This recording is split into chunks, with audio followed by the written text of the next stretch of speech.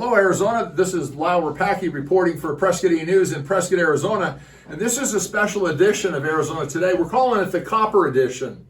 The reason for that is because we're talking in and through these Copper Editions in the next months with state leaders who are already announced and running for another office.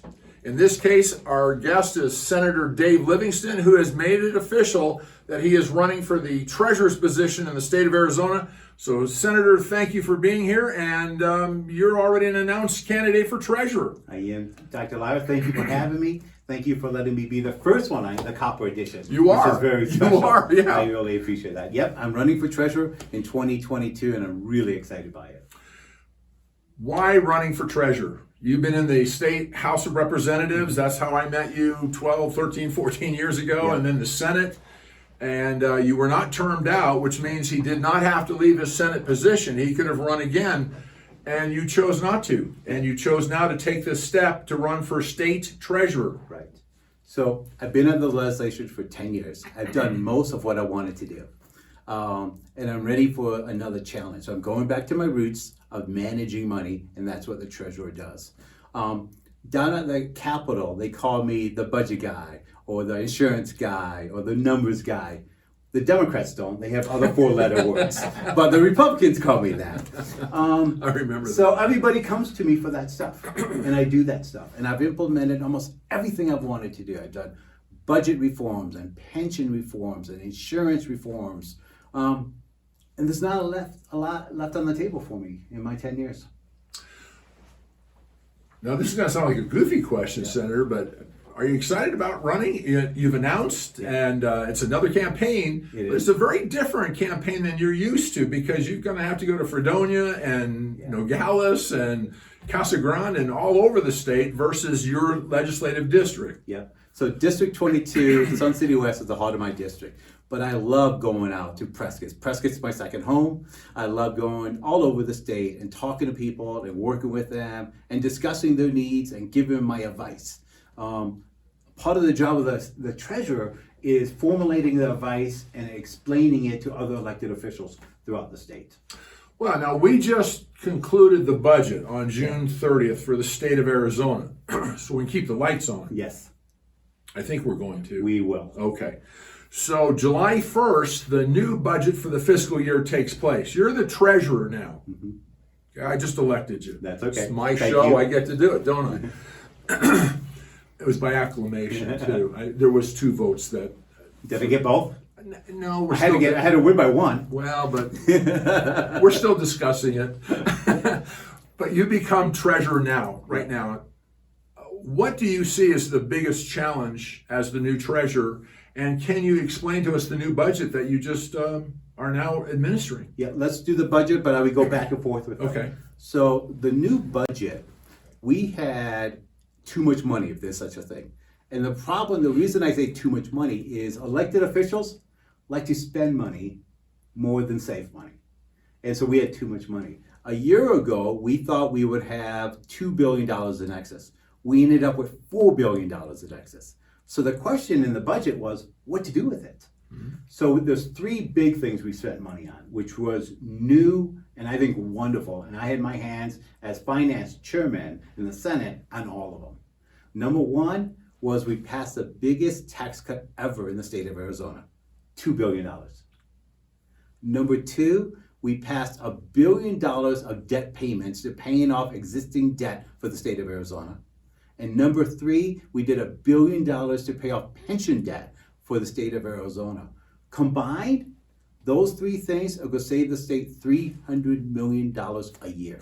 Now, you paid off pension debt. And one of the things I heard you say in our last segment was that the treasurer has or should have an advisory role with all 15 counties in Arizona. Yep. So the treasurer becomes a subject matter specialist? Yes. Okay, with each of the supervisors in each of the 15 counties. Am I doing okay so far? Yeah, and all the cities. Woo. All of them. Really? Okay, I did not know this. Yep. Okay. You just paid off, or you made a huge investment in budget reduction or pension. Yes. Okay, how is that going to affect let me pick on my friends in Page, because it's a smaller community versus Phoenix or. Yeah. How does that work? Well, instead of picking on Page, let's talk positively with all the cities. So all the cities have state employees, city employees, and they have pension money. One of the things we've done is actually, we have now required them to put the correct amount away for every employee for their retirements, which is kind of new. That's something I've worked on in the last 10 years. Every year I've been down there, we've done pension reforms, and I'm really proud of that. So the cause and effect, though, because we're doing it properly now, is that cities have to save a little more money. So they need advice on how to do this properly. They need advice on how to pay off their existing debt, their old debt on the pension. So one of the ways is taking lump sums of cash and paying it just like we did to the state pension and paying it off. Another option that cities have, and Flagstaff did this recently, and I passed the bill that allowed them to do this, is they literally can refinance it. They can go out and go to the New York Stock Exchange and they can issue debt and pay off the pension debt. The reason they would do that is if you're paying 7.5% on pension debt and you get new debt at 2%, the difference is city saved. So we want to find creative ways to help the cities and the counties manage their money and manage their cash flow. That's fascinating. I did not know this. I did not know that I really did not, Senator. I did not know that the state treasurer had that much of a great role, if used, to be an advisor, like a financial advisor to cities, counties, and of course the state. And I think, Dr. Lyle, you said something important. If they want that role, it's not in the Constitution as their job description. It's one of those things that the cities need. As a senator dealing with the money, I've had those conversations with a lot of these different cities. So now I want to be able to take that from one-on-one with a city to any city in the state that needs that information. And frankly, I want to find best practices in different cities and share that with each other. Okay. So as the state treasurer, and correct me because this is really new, I did not know this. As the state treasurer, you can contact each city in the state of Arizona, each county, and say, I'm available, I'm here. I don't think any city would say, no, they don't want to talk to the governor or the secretary of state or the treasurer. But you have to want to have that relationship, in a positive relationship, on an ongoing relationship. Okay. And that's definitely important to me. And you become a sort of like a chief financial advisor to those entities, city councils. Yep. I'll be darned. I Maybe did not know that. a trusted financial advisor to the city from the state's point of view. Let me ask you a tough one. We just passed the budget. It's now taken effect for close to a month now. This is okay. What are one of the, or even two, of the better things that you saw in this budget? Yeah. So I had a bill to start the session to pay off pension debt for Department of Highway Patrol, the state police. And we went through the process, we got it done, we increased the amount. And then what the leadership team came back to me, and they said they want to even double it. So my original bill was 300 million, and then it went to 600 million, and it ended up being $1 billion. Right. But as part of the team that I like putting together, leadership came to me and said, we want this in the budget. I know you've done all the work. We have the individual bill, but the individual bill is not going to make it. It's going to be a budget bill. And I said, okay. And sometimes that's hard, because sometimes you want that individual victory, but this was a victory for the state of Arizona. And I needed to make sure it happened. And by putting it in the budget, we got the 31 votes in the House, the 16 votes in the Senate, and the governor signed it. So you have to have that working relationship. Yeah, that is huge. The pension fund for law enforcement first responders has been grossly underfunded for some time. Correct. And it's sad. So thank you for that. And next year, because it's still underfunded, $1 billion didn't fix the problem. No, right. I will tell your viewers right now, I haven't announced this, but I will right now for you. I'm going to run a bill next year for another $1 billion, because we have to keep the promises that we made to the state police officers, to the correction officers, to the state employees.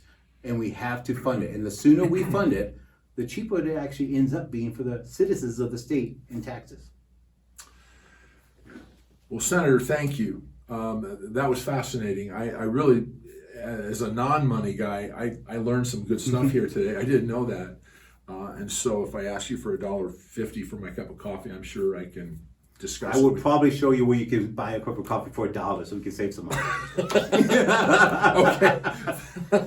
I'll accept that, Senator. Well, thank you. Our guest today on this Copper State edition, which is a special edition because we're now going to begin to discuss with not only this senator and a candidate for state treasurer, but with other candidates in Arizona. Now, if you're watching this in Vermont, Maryland, I get mail from all over the nation. So do we. 8 countries. Yes, we do too. You don't get from 8 countries. We get You do emails not get from 8 from countries. all over the world. You do not get from 8 countries. It's my show. I have more countries Okay. than you. That's fine There you go. for today. Anyway, thanks, David. We're calling this the Copper State edition and series. The senator is going to come back, and we're going to talk some more in the days that come about the treasurer's role and the state of Arizona, the budget and the monies to keep the lights on and all of that. And then other candidates who are going to be coming forward, and we're going to be discussing Arizona issues. Now, Arizona Today also discusses, of course, national security, the audit issues, and a number of things that are plaguing Arizona, but this nation. And so thank you for tuning in. Thank you for listening to this candidate who is now announced for a state treasurer in Arizona. And I'm very excited that you will join us and we'll talk some more budget and state treasurer stuff. Be happy to, Dr. Lyle. Okay. Thank you very much for joining us. I'm Lyle Rapacki reporting for Prescott E! News in Prescott, Arizona. And that's how I see Arizona today.